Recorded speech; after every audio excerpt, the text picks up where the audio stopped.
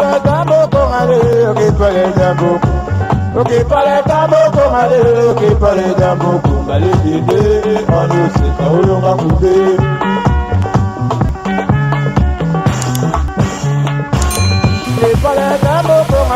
Hello guys, anyone who's interested in getting their skin treated, bum lift, teeth whitening, or buy any products such as skin brightening, black soap and vitamin C serum, come to Beauty by Glad in London, Dagenham. Any dark patches will be gone, any spots or rashes will be gone. Want your bum lifted? Come to Beauty by Glad. She will get it all done for you to make you feel beautiful and confident. Salon Beauty by Glad, Ayeli Biso. Traitement ya sika pona kolongola batampon. Ata batampon eumeli nyonso ezali kolongwa. Aozali na libumu munene ekokita. Olingi omatisa sima na yo ekola ekovimba. Ayepe na lisusu na eloko ya sika pona biso ba vitamine pona kolongola.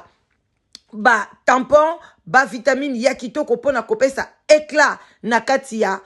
nzoto na yo pona ba mariage kozanga te ba fête nyonso oyena by Glad akosala yango na primoko ya kitoko na kati ya Belgique azalaka wana précisément na Bruxelles côté ya Matonge awa na London ezali na Dagenham et puis na kati ya France ezali na Paris boya ebele bozanga te ete yango yo makolo na yo pe eza na problème kende kuna bakomase yango yaka na papa na yo yaka na mobali na yo bino nyonso bozali bienvenue epai ya na salon Beauty by Glad tozo zela bino wana en tout cas ba produit ya sika même ba produit ya kosomba neti kosokola po ba savon noir par exemple kolongola ba bouton kolongola nyonso ozomona ke eza ko gêner na po oye wana ezali et puis azali na conseil akopesa yo ndenge oko utiliser mafuta na yo ya nzoto ndeko nanga ba utilizaka mafuta ya nzoto ndenge tosalela kango te ye azali na conseil oyo akopesa yo pona yo engenga nazeli bino mulongo ezali molai yaka mbango ozwa esika et puis en plus de ça okoki pe kobengisa ye na ndaku na yo akoya surtout soki na mariage ba fête nyonso akoyi koya kosala yo ba soin. Bonjour la famille, bonjour, bonsoir. Ça dépend heure à laquelle vous allez suivre la danoise. Bambote ebele bisika bizubino. Boboto bonde kona katia mabota na bino, vive les vacances, hein, voilà, mais na bambo comme ça Scandinavie, awa, bana basi bazonga qui classe depuis les 3, les 4, le 5 août, voilà, mais on est là, toujours là, bientôt, tozonga katia London, grand pays, UK, shalom na ba homme de Dieu, ba chantre de l'éternel, ba shalom bisika bizubino. Vraiment topesi kimia na mabota bandeko nanga boboto bonde kona bandeko catholique basalam alaikum na bandeko na biso ya église ya bas ezarabana ba musulman mikolo pe bazo tomboka mwa mamuke zamba pesa bango kimia bandeko nanga en tout cas na ye parce que réseaux sociaux bande konanga na ekana pesa bino conseil ndenge nga pe na mibatela maka malgré nazali mosali na sala kana kati ya réseaux sociaux na yaka wana naza na chaîne na ngai vraiment sous le babala danoise chaîne wana telema ezana ngwende nango ezaka nde nzambe apambola rango emataka ekitaka nzambe ayebi ndenge a batela ka chaîne wana aussi longtemps kolala kolamuka ezokokisa ba 5 ba 6 ba 7 ba 8 ans alors pourquoi pas tokumisa nzambe bandeko na ngai soki na ye lelo parce que ndeko mwana mwasi oyo namonaka ye mingi na TikTok na sipe na captura moi babiloko ne mo ebele mais nazwaka vraiment temps ya kosalela ye émission te. Bon, yango na bi bon na lekisango neti na système oyo na bengaka bon déjeuner bandeko bolamusa conscience biso oyo bandeko tosalaka na réseaux sociaux bandeko oyo pe botalaka réseaux sociaux na bino bato oza na bacompte ya TikTok ezali activé ou pas oza na YouTube ndenge otalaka biso cela veut dire que oza pe na kati ya YouTube vraiment na kosenga na bino tozala na discrétion na côté ya kopublier ba photo ya bana na ba Facebook na ba réseaux sociaux kaka parce que bandeko nanga eza pasi komona ndeko mwasi oyo bandeko nanga nazo tchela bino bolanda na bokebi nyonso bolanda na première partie après tokoya kozwa deuxième partie ndeko na biso oyo bokolanda ngo nazo tchela bino azwi photo azaki na camarade na ye bande koyoka na kana ba réseaux sociaux bakutanaki camarade na ya beteli lisolo ndenge ni azaka na mwana na ye ndenge ni azwaka zemi na ye kaka ndenge ezalaka parce que ndenge ezawana batumba bana basi musu bazalaka soki azwi zemi oyo adesiraki te na mwana ngo akosepela na ye te bamusu azwi zemi mobali aboyi mwana ye moko pe akolinga mwana wana te bamususu azwi zemi baviolaki ye en tout cas azalaki na esengwana te aboti pe mwana azomona mwana wana kaka bonga ko pe ko partager na baninga ke anga mwana nga vraiment ndenge na botelaki ye na mais eza normal te ndenge nyonso okobotela mwana ba violer yo bota na sentiment papa kima quoi que ce soit azali mutu na mukili oyebi avenir na ete oyebi te pona nini nzambe aponi ke molimo wana ekota na nzela na yo donc batela ye linga ye mona ye kaka parce que tolinga kutu bana oyo toyebi ba parana bango te omono ke adopter mwana emso adopter mwana yana yo o adopter mwana ndeko na yo alors pourquoi okolinga sikoyo oboya mwana oyo yo moko memi 9 mois quel que soit nzelani na kote laki aza mwana na yo linga ye pesa ya affection alors kolanda histoire oyo comme si ndeko na biso azalaki parmi ya bato yo ekomelaka bango alors bato ebele pe oyo ekomelaka bango balingaka bana na bango te après accouchement ou quoi que ce soit c'est une aussi maladie ezali normal te parce que ndenge nzamba sala mwasi nyonso même mutali boma dès que aboti mbala moko fo azala na bolingo ya mwana na ye alors ndeko mwasi oyo le bakamoi na bakamaradi ka ndenge tokabwanaka ndenge kaka réseaux sociaux eza ndenge ka bomona na YouTube lelo tolingani lobi tokabwani lobi kuna tobongisi nani andimaki na tie mo entre parenthèses komona Karine Mokonzi na Yvette bayoka na ndenge wana na niveau ekomaki mwana Yvette fa kufa eloko boy mais bandeko nanga balobi le pardon c'est une force qui libère bayokani ba se pardonner mais bandeko nanga pona tokoma na ba point wana toyebi ke pardon ezali toyebi ke un jour toko bongisa to memaka makambo musika te surtout pona nini kofinga bana ya bato pona nini kozwa muto baza innocent yo kanga mana muto wana la danoise asali o mabe finga la danoise mais tel niveau oyo bandeko esalinga pasi mwana amondeko mwasi ndenga publiera ba photo ndeko na biso ake tiko bimisa photo akomisi yango na carte c'est facile à faire azu photo wana akomisi yango carte bandeko nanga siko na carte wana o nzambe basiliki alobi lokola malobaka otolobaka la parole c'est une puissance bandeko nanga yango mona nzamba lobi avoloba tourner langue na yo soki 77 fois donc elakisi kaka raisonner donc à chaque fois zo bimisa likambo raisonnaka bandeko nanga bandeko eye kosala pasi abandi koloba bandi kosaka mwana oyo okomona yo moko lobaki nakangi ye na singa ya rouge singa ya noir et puis nake na kundi ye bandeko wana première partie tamso mabana ya kozwango kaloko amaseki tamso ye pas sala ngo tolobakele mso azo se plaisanter mais bato yo baza mitema mabe oyo maloba oyo ezobima si seulement si que mama wana lobaki yango pe vérité ndoki mso akoyi kozwa yango récupérer albi nzoka ndelinga mwana na ete nzoka nda solo na camarade na eboy mwana mwasa koza la pele mso azan ndoki te Mais maloba oyo moko bimisaki na mwana na yo oyo opesaki pa camarade abandi koloba yango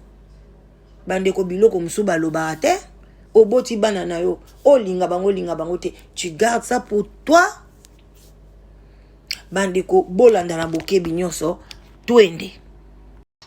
makamusu na loba pre oyo eza photo ya Caris oyo ya photo ya Caris aza bébé moko azaki désiré te fa Fally Baikoko. L'enfant que vous voyez là toba tokome ko sola na Fally Baikoko ayebisenga Mervin mwana ona linga na vie nanga te nde na okango boye na oligote yo nde na okanga oboye nde na oligote yo boye na osala ngonga mote na osala ngonga bandoki na bakoko na nga na okanga vino mobimba Caris oa mwana mo mama no adésiraki yo te mama no apesi nga porte d'entrée mpona kota mpo abanzi otumbola nga mama no moto abanzi otumbola nga lokola sola nanga da makambo na lobaki yo ndo oza bo alingaka yo te nakangi yo na singa oyo nazobalisa na singa noir bozoseka bomona ngo eza bablague bomona kongola monaka nyonso na blague mais on a osala ezaki ndoki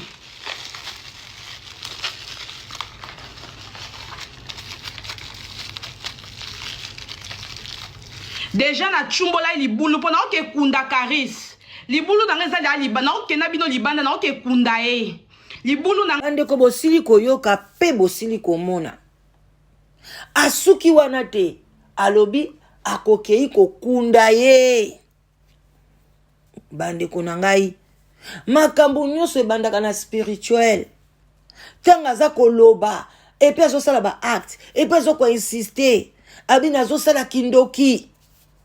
bandeko na nga donc kindoki ekomi polele kotala ye boye mwasi kitoko kotala ye boye mwana mwasi awuti kobota kala te cela veut dire kaza na mobali na kati ya ndako aza pe na bana oyo ye moko aboti mais ba acte tango ye azosala ngo azomona ngo lokwa neti bana oyo ye bazali vraiment protégé alors que diable a protégeaka te tango yo ozosala mwana moninga bongo ozolivre maloba wana ozoloba ndeko mwasi yebake mwana na yo bana oyo boti na ndako bien mwana outi oboti ye pa aza protégé te siko soki ndeko wana aza mutu ya bapriere alobi ke nyonso ozosala ezongela mwana na yo lobi operdre mwana na yo mpo na TikTok mpo na bamona yo mpo na bavu mpo na otuki combien nayebi te so bafutaka bino combien na TikTok même kutu ozwaka 1 million même kutu ozwaka 2 millions mais mutu aza na prix te l'enfant n'a pas de prix mutu aza na prix te parce que so bakalikile bambongo nyonso biso tolia banda tobota mati lelo mutu nyonso akoleka ba million toliaka tolataka tomelaka tosalaka comptabilité te mais soki obandi a partir ya lelo boti kaka mwana obandi nanu bavitamine obanda komela kolia na ye bakushi banini banda kokalikile ti yo moko kolemba oloba non montant oyo eleki makasi alelo ndeko mwasi soki Mervin je crois ozo livrer mwana ya bato ndenge wana so balobi back to sender bazongi seli yo ango sikoyo mwana oyo yo acholi okosepela oza pe mama omemaka 9 mois bandeko nanga zemi penzo memi ya 9 mois mais tala makambo zoloba okei po timoli libulu okundi mwana wana après okozwa nini tolobake mwana ngo siko akufi ndeko nanga okozwa nini ekobakisela yo nini na TikTok ekobakisela yo nini na vie na yo eloko moko te alors bandeko ndeko mwasi azosala tango susu azali babenga bango nini ayokaka conseil te tango susu azali mutu moko ata bolobi bomati akoyoka te mais ko bino bato bopusa na pembeni na ye bino ba camarade bino ba fan na ye bino soki basemeki bino nyonso boza pembeni na ye bozomona te ke boza na élément moko aza très dangereux nyonso kolobela ye bobebana te oya mokili ya bana na bana kobeba ne koma nango eloko mukie okondima te koloba ke boko même koloba na mutu wana tolobi ngana otokotikala kobeba na te me bande kolokuta boko beba na kaka soki mulimo wana ekoti ekoya nango kaka okokama kutu muto ozaki ne boye muto bande kokopere muto bande kokabola ba ide muto bande kokabola ba matière nzoka nde sa koma ni koyina yo ozo comprendre oyebi pété tam so sala kana mission na moko boye ekendaka nango boye ya sepela kana ete parce que yokumisaka wera parce que yokumisaka soki nani parce que yo sala ka boye asa kanela na yo yebaka te mais yo zo peseka confiance ozo ke no solo la masolo na lobi loko kaka paf soki pa lobi abeta pe masolo lokuta pona yo akobeta bato ba ondima ba parce que tozalaki nae mais faut kozala mayele faut kozala lokwa biso to solo ano me oyebi kati te to solo ano me oyebi nombre abana te oyebi kute wifi te le bato baya osusu muka mkomiso lobi to c'est so wifi yeyo to c'est trop bana bango trop c'est trop vi abat mo bango mo ba kangi babi oh mais tipe bana laksi bino pe bongo misusu pe ba bombani bano pe bomoni ka bomoni me misu bazape o ba olakisa te bande obotambo na bonzambe ti oya na réseaux sociaux ti yo mto benga na réseaux sociaux ti yo mto komanga na réseaux sociaux kombo na yo wana ezape na Facebook na yo ti siko tangu so komi likambo memi ofingi mutu wana ngam na osala émission fingi nga nyeti lelo fingi tolo ba mervine ofingi ye azui kombo ala mso alandio na Facebook akuti yango abimisi ba photo asali ba incantation ya mabe osuka wapi et zota la kata on a conseillé bo zota la kaka biso batu to yaka ko présenter be mission te na bino batu botala ka biso okoko kwea na mutambo aboye okoyi pe bazui ba sacrifier mwana na yo mwana pe akufi yo ba sacrifier vie na yo yango balobi partout faut tambo na prière boki ma pe réseaux sociaux te soko kimi o rater ba information o la sa conscience te mais yaka sagement parce que même si on peut répondre non likambo bien mais yeba ke mutu musa omona onka mabe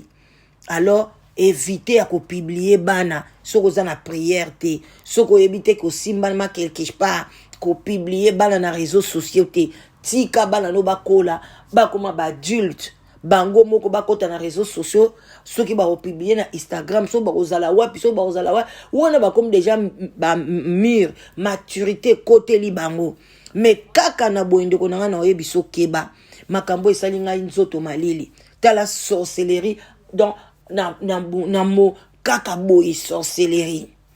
bande ko simba kama makambo zo sala to mona kande ko na biso mo kenda ko loba na cimetière pona garçon wana garçon moko boy kombone kiminga na minute oyo akenda ko loba okomona bakoko boy mais garçon na vie na ye beba akota tina prison alinga kuta boma mutu alors ndeko mwasi oyo mwana na yo bazo publier boy ki kota mabondeli soki pazo kosa azui photo ya mwana batu pona iya kosana ngo buzz bande ko isa suma be makasi talaka ba para mwana wana ba yebite ya kele mso na réseaux sociaux moko amoni ka photo mwana moko azui ngabi na ya kosana ngo buzz yango ba mama attention na ko publier banana surtout baza moins de 18 ans baza non ba kubi non na ba prière na bango moko personnel te parce que tant yo zo tia photo mwana o publier na yo o lobinga na zela ngamuta ba réseaux sociaux te o cheka na TikTok na yo mais mutu musa ko ya ko zwa yango atali étoile photo ezo lakisa yo eza identité na yo parce que nga na yebi banda tokoli batu bamema ba photo na banganga bamema ba photo batu na basango bamema ba photo batu pe na ba pasteur ebele basengaka bamatindelanga ba photo bana tindelanga ba photo mobile na yo na po na sala ba prière tindelanga photo mwasi na ebele batinda ba photo mais toyebi te soki basalaki nango nini est-ce que ba prière est-ce que ba incantation diabolique toyebi te alors bande onanga bo partager vidéo o ekende et la musa conscience ya bino ba abonné ya biso batozana ba youtubers ba youtuber ba tiktoker ba Facebooker pe ko Facebook ba Facebooker biso nyo surtout nzela moko tola musa conscience vraiment bandeko nanga wana mama leki na mino la danoise na se ya sous les baobas. Ne manquez pas ya ko aimer vidéo, surtout bo partager ce qui mutu bonga la musi conscience ya nzamba ko sunga yo soki boye bakate conseil koteli mutu moka la musi conscience bénédiction koti na kati ndako na yo. Partagez s'il vous plaît. Partagez na Facebook, partagez na TikTok, partagez na ba réseaux sociaux nyonso ndenge nyonso ko komela na ba groupe na yo. Partagez, likez et osala bien. À bon entendeur, salut, to sololi. Bye, bisous. Bonne journée. Richesse nanga butu parce que yo maman muto fongola les portes d'entrée. Yo maman muto fongola les portes d'entrée. Kari sorcelle nanga mbongo na butu. Fali ba ikoko. Soko tindika batu ba déterrer moi no 4 places on a kundi moi na yo obebi si bikila na nga na obela liboma na TikTok. Nga na obela liboma na TikTok. Obeli sanga liboma. Yango no moni cette fois-ci na kangi indice. Potinda mutute. Yaya, tinda siko toi déterrer 3 places on a kundi moi no tinda. Tinda. Etika linga moko. Ta photo moi no musuye yo. Ono ke kundango lobi sans caméra.